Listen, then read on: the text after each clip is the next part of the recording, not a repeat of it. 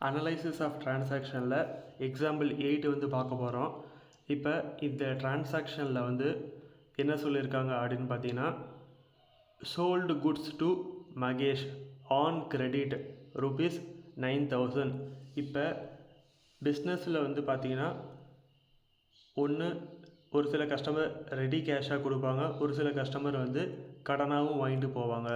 So இதில் வந்து மகேஷ் அப்படிங்கிறவருக்கு நம்ம வந்து கடனாக விற்றுருக்கோம், பொருளை விற்றுருக்கோம்.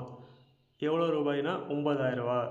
இதில் வந்து என்னென்ன டைப் ஆஃப் அக்கௌண்ட் இருக்குது அப்படின்னு பார்த்தீங்கன்னா, மகேஷ் அக்கௌண்ட்டுன்னு ஒன்று இருக்குது. அதுக்கு அடுத்தது சேல்ஸ் அக்கௌண்ட் அப்படிங்கிறது ஒன்று இருக்குது. ஏன்னா நம்ம வந்து பிஸ்னஸில் வந்து விற்பனை பண்ணியிருக்கோம். ஸோ அப்படிங்கிற பட்சத்தில் மகேஷ் அப்படிங்கிறது ஒரு பர்சனல் அக்கௌண்ட். பர்சனல் அக்கௌண்ட் பொறுத்த வரைக்கும் debit the receiver, credit the giver. இப்போ வந்து மகேஷ் வந்து ரிசீவ் பண்ணியிருக்காப்புல, கடனாக பொருளை வாங்கியிருக்காப்புல. ஸோ அதனால் வந்து அவங்கள வந்து நம்ம வந்து டெபிட் பண்ணுறோம். So Mahesh is the receiver. So sales account பொறுத்த வரைக்கும் அது வந்து ஒரு நாமினல் அக்கௌண்ட். நாமினல் அக்கௌண்ட் பொறுத்த வரைக்கும் 2 ரூல் இருக்குது.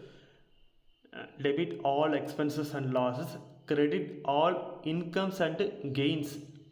ஸோ அப்போ வந்து நாமினல் அக்கௌண்ட் பொறுத்த வரைக்கும் credit all incomes and gains. So இது நம்ம சேல்ஸ் பண்ணுறது மூலிமா ரெவன்யூ வந்து ஏர்ன் பண்ணியிருக்கோம். ஸோ அதனால் சேல்ஸ் அக்கௌண்ட்டை வந்து நம்ம வந்து கிரெடிட் பண்ணுறோம். இப்போ ஃபைனலாக வந்து Mahesh account debit rupees 9,000 to sales account rupees 9,000.